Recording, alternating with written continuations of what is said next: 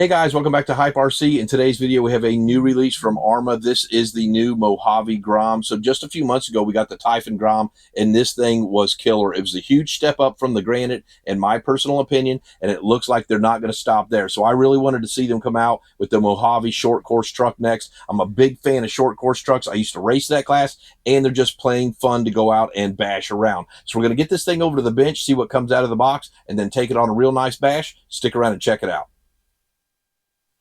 Let's go ahead and take a look at what comes out of the box. We're going to start off with the SLT2 remote. This is the Spectrum remote. This is their budget version, but it's actually a pretty darn good remote.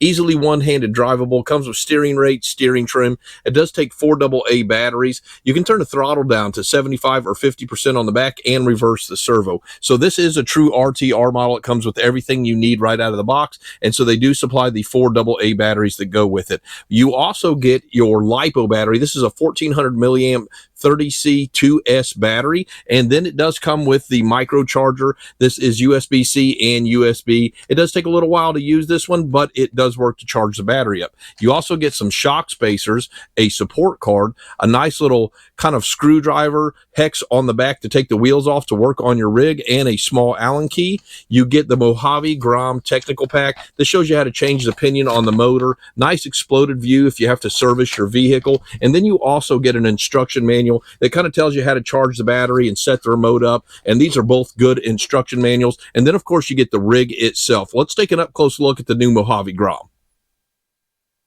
And we'll start off by taking a look around the outside of this vehicle. So I love the realistic details that they put on this rig. I got mine in the blue and white. I think that livery is absolutely awesome. You do have a driver and a navigator. Got some skid plates on the top. Nice details. Fire extinguishers here on the rear. Nice heavy-duty supported bumper on the rear. Nice side skirts. Now this button right here is going to be how you take the body off. There's one on each side. Nice plastic grille on the front of this as well. Nice looking roll cage with a neon kind of yellowish green color. So I really like what they've done with this. You get Fortress D-boot tires that feel really nice. Love the matching rims as well. Let's go ahead and pop the body off of this rig.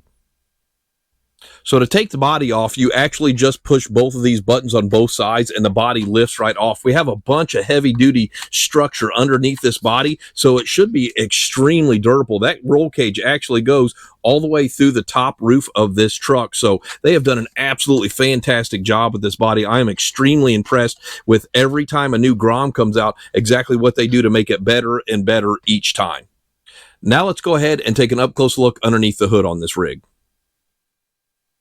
So let's go ahead and start off with the electronics. So this is basically the exact same setup that we have in the Typhon Grom. We have a 380 brush motor that is 28 turns, nice heat sink, cooling fan, 25 amp ESC, same servo mounting system, oil-filled big bore shocks, and that's where the similarities stop. We have different shock towers, different chassis, different A-arms, different CVDs. The A-arms and the CVDs are actually just a little bit shorter than the Typhon Grom and the Granite, but we do have the same linkages on the arms down here. Now, these bumpers are also different, some nice concussion pads there, and they feel pretty darn stiff. But other than that, the similarities of those two kind of are in the electronic system. Looks like we also have a different length center drive shaft as well. But all in all, this rig looks absolutely amazing. Let's go ahead and sit this side by side with the Typhon Grom. Now that we have these two sitting side by side, you can tell there's some similarities, but there are definitely some major differences as well. So you can tell that the wheelbase is just a little bit longer in the Mojave, and I do say that the shocks are the same, but the spring rates are definitely different. Much stiffer springs over here on the Mojave, which makes sense because the body is much heavier. These chassis are definitely different. You're not going to be able to interchange those. The A-arms are definitely longer on the Typhon, as well as the CVDs in there, so those won't be interchangeable parts either. Now, this does have the upgraded diffs inside them. They are plastic output drives, but they do have the metal gears inside them, so that's a nice upgrade to see over here. Electronics are all the same. Shock towers are definitely different, and the tires are just a little bit bigger on the Typhon. So let's go ahead and get some batteries charged up and get this guy out for a bash.